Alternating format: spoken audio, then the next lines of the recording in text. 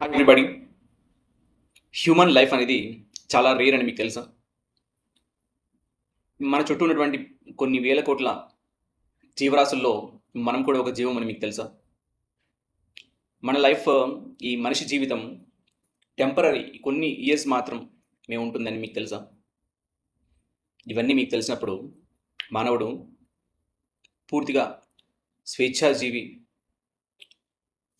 Okay. స్వేచ్ఛాజీవి. తర్వాత చాలా intelligent animal.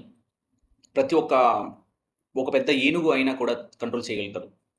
ఒక ఒక పెద్ద జీవైనా, చిన్న స్పీసీస్ అయినా కూడా తను కంట్రోల్ చేయగలుగుతాడు అన్నప్పుడు, మనిషి తెలివితేటలు చాలా ఎక్కువ ఉంటాయని చెప్పి మీరు అనుకుంటారు. రైట్? యెస్. కరెక్ట్.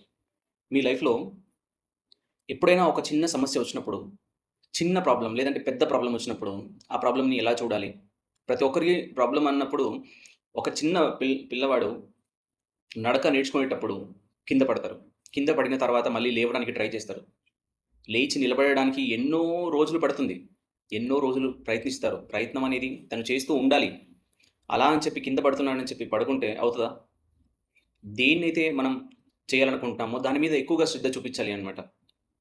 ప్రతి ఒక్కరు ఏంటంటే, ఒక సమస్య వచ్చింది అనంటే, ఎదుటి వాళ్ళ మీద విరుచుకుపడుతూ ఉంటారు. అసలు నీ సమస్య అనేది ఎందుకొచ్చింది? ప్రాబ్లమ్ అనేది ప్రతి ఒక్కరి లైఫ్‌లో కామన్‌గా వస్తూ ఉంటాయి. ఈ ప్రాబ్లమ్ నుంచి ఏదో ఒకటి నేర్చుకోగలగాలి.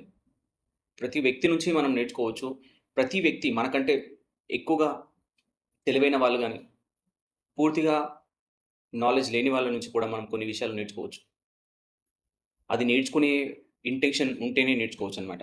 ఇలా దత్తాత్రేయుల వారికి 27 గురువుస్ ఉంటారనమాట. అంటే ఆకాశము, తర్వాత భూమి నుంచి నేర్చుకుంటారు. రాజపాము నుంచి నేర్చుకుంటారు. కొన్ని కొన్ని కుక్క నుంచి నేర్చుకుంటారు. ఇలా కొన్ని విషయాల నుంచి కూడా నేర్చుకున్న దాన్ని లైఫ్‌లో అప్లై చేయగలగాలి.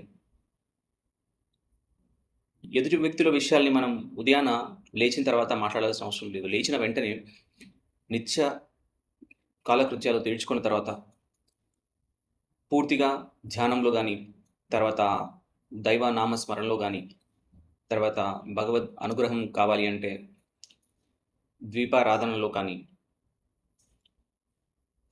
లేదు నేను ఏదైనా సరే ఒక వ్యక్తికి కానీ, వ్యవస్థ కానీ ఒక విధంగా మంచి చేయాలి అనుకున్నప్పుడు, ఆ ప్రణాళిక అనేది చేసుకోవటం.